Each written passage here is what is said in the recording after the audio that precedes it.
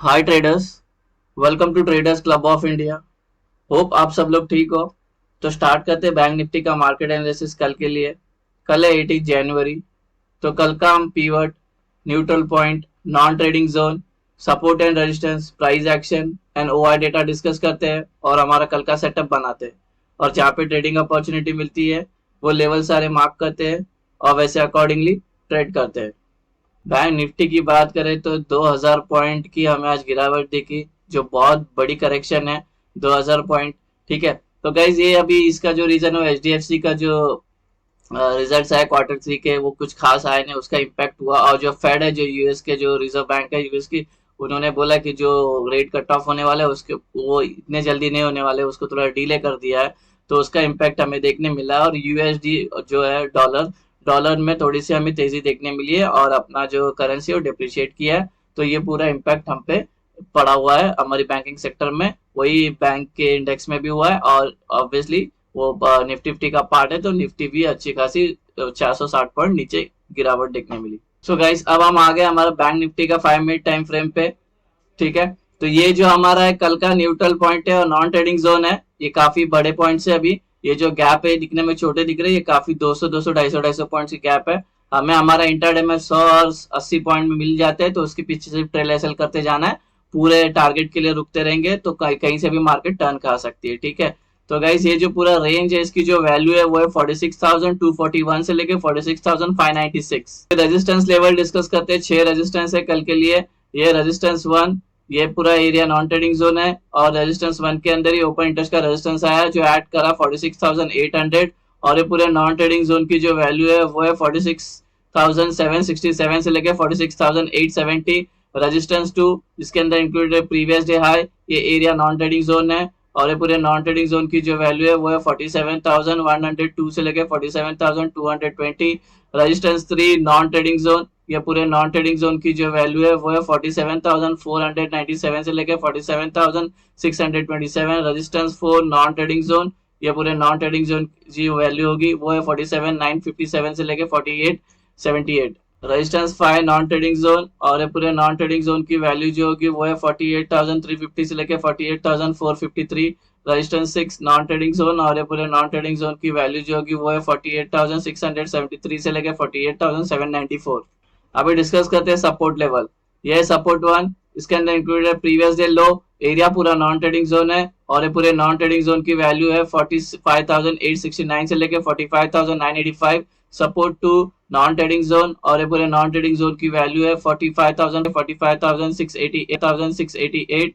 Support 3 non trading zone, और ये पूरे नॉन ट्रेडिंग जोन की वैल्यू है 45,168 से लेके 45,306। सपोर्ट 4 नॉन ट्रेडिंग जोन, और ये पूरे नॉन ट्रेडिंग जोन की वैल्यू है 44,770 से लेकर 44,897। सपोर्ट 5 नॉन ट्रेडिंग जोन, और ये पूरे नॉन ट्रेडिंग जोन की वैल्यू जो है 44,414 से लेके 44,534। सपोर्ट 6 नॉन ट्रेडिंग जोन, और ये पूरे नॉन ट्रेडिंग जोन की जो वैल्यू है वो है 44,066 से लेकर 44,182। गाइस हमारा सपोर्ट, रेजिस्टेंस और न्यूट्रल पॉइंट के रेंज डिस्कस हो गए। कोई रेंज आपको समझ में नहीं आया तो वीडियो को पॉज करके वो रेंज आपके चार्ट पे प्लॉट करके लेना।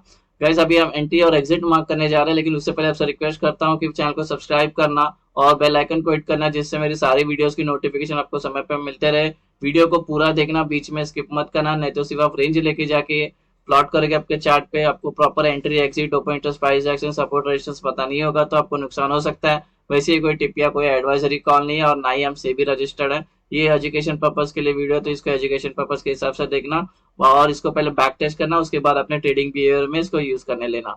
ठीक है। और एक गाइज गाइज ये जो गैप है अपने प्रॉफिट के वो काफी बड़े बड़े है, तो अपना जो टारगेट है 80 to 100 पॉइंट वो मिल जाए तो उसके बाद सिर्फ ट्रेल एसएल करना। ये नहीं सोचना कि अभी ये S1 से निकल गया है तो न्यूट्रल पॉइंट तक जाएगा, R1 से निकला है तो R2 तक जाएगा, क्योंकि काफी बड़े बड़े पॉइंट्स है, 200 पॉइंट्स है। ठीक है।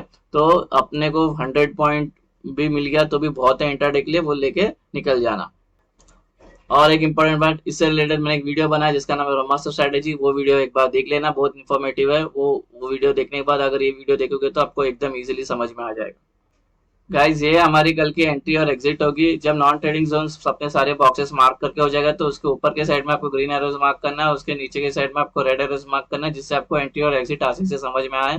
ग्रीन का मतलब हमें बाई करना है, लॉन्ग होना है, रेड का मतलब हमें सेल करना है, शॉर्ट करना है। यहाँ तक एकदम सिंपल है।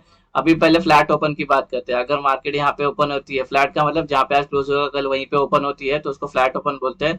तो रूल नंबर वाला वन हमें वन जो है वो हमारा पहले नॉन ट्रेडिंग जोन पे प्राइस आनी चाहिए। उसके बाद जो रूल नंबर टू है वो है 15 मिनट यहाँ पे कंसोलिडेट करनी चाहिए नॉन ट्रेडिंग जोन में। जैसे कि यहाँ पे 15 मिनट या 15 मिनट के ऊपर कितने घंटे भी सस्टेन की, उसके बाद ऊपर का ब्रेकआउट करेगा तो ऊपर का ट्रेड, नीचे का ब्रेकडाउन करेगा तो नीचे का ट्रेड। सेम यहीं पे अगर यहाँ पे सस्टेन करके ऊपर का ब्रेकआउट करे तो ऊपर का ट्रेड, नीचे का ब्रेकडाउन करेगा तो नीचे का ट्रेड।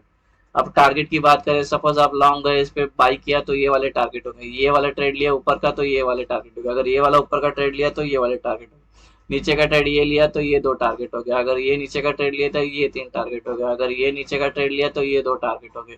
समझ में? टारगेट आपको ऐसे ही लेना है। डिस्कस करते हैं गैप अप। अगर गैप अप होती है यहाँ पे, तो सपोज ये न्यूट्रल पॉइंट के अंदर ही हो जाती, तो रूल नंबर वन तो ये हो गया हमारा। रूल नंबर टू क्या है, थोड़ा प्राइस यहाँ पे सस्टेन करनी चाहिए। जो रूल नंबर टू है 15 मिनट या 15 मिनट के ऊपर कितने घंटे भी सस्टेन करती है, उसके बाद ऊपर का ब्रेकआउट करे तो ऊपर का ट्रेड, नीचे का ब्रेकडाउन करेगी तो नीचे का ट्रेड।